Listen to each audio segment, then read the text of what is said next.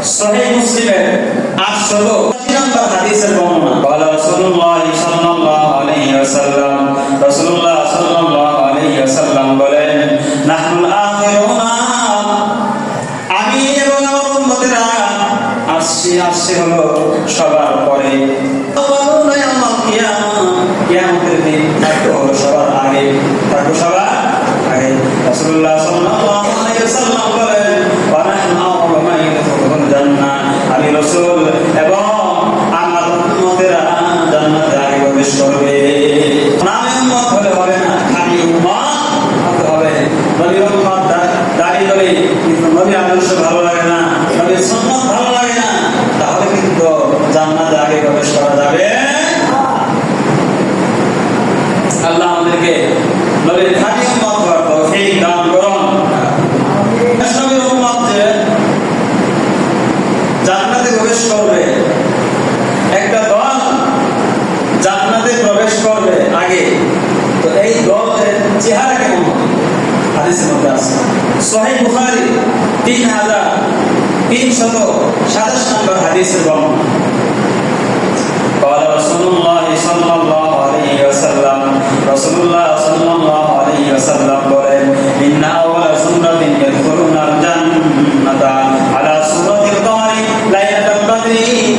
রাসূলুল্লাহ সাল্লাল্লাহু আলাইহি ওয়াসাল্লাম বলেন, প্রথম যেই দলটি জান্নাতে প্রবেশ করবে তাদের চেহারা হবে আলা সুরাতিল কমারি লাইলাতুল কদরি, পূর্ণিমার রাতে চাঁদের ন্যায় উজ্জ্বল।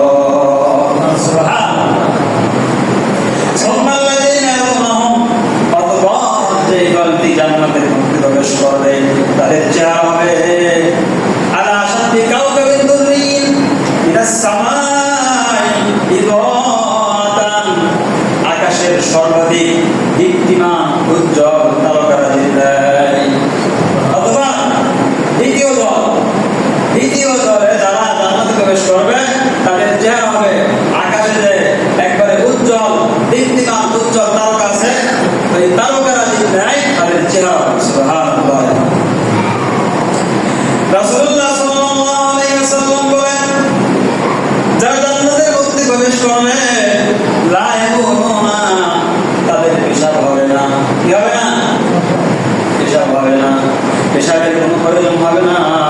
ওয়ালা ইয়াতাগাওয়াতুনা, জান্নাতে এত খাবে, এত ফল দিয়ে এত খাবার খাবে, পায়খানার কোনো প্রয়োজন হবে না। সুবহানাল্লাহ। ওয়ালা ইয়াতাওয়াতুনা ওয়ালা ইয়াদখুলুনা, জান্নাতের মধ্যে জান্নাতীদের মুখ থেকে থুতু বের হবে না, কফ বের হবে না।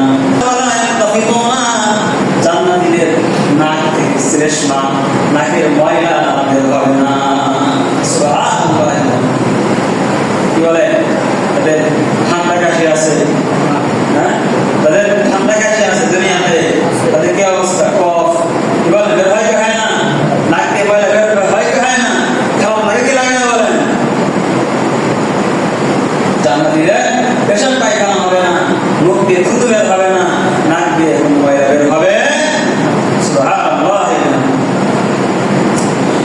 আমশাতুহুম আযহাবু, রাসূলুল্লাহ সাল্লাল্লাহু আলাইহি ওয়াসাল্লাম বলেন, জান্নাতীদের যে চুল থাকবে এই চুল আসমানের জন্য প্রস্তুতি দরকার। কি বলেন? হ্যাঁ, দরকার আছে কি না? নবী, হ্যাঁ, আমশাতুহুম আযহাবু, জান্নাতীদের যে চুল থাকবে চুল আসমানের জন্য আল্লাহ রাব্বুল আলামিন স্বর্ণের তৈরি চিরুনির ব্যবস্থা করে দিবে। আল্লাহ। আমশাতুহুম আযহাবু ওয়া রাশহুম আল-মিসকু, জান্নাতীদের শরীর থেকে ঘাম বের হবে। দুনিয়াতে ঘাম বের হলে সুগন্ধ আসে নাকি দুর্গন্ধ বের হয়? দুর্গন্ধ বের হয়। আর জান্নাতীদের শরীর থেকে যে ঘাম বের হবে এই ঘাম থেকে মিশক আম্বরের সুগন্ধি আসবে।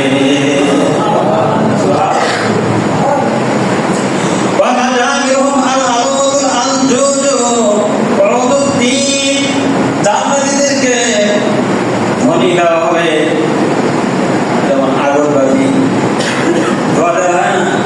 আগরবাতি আবার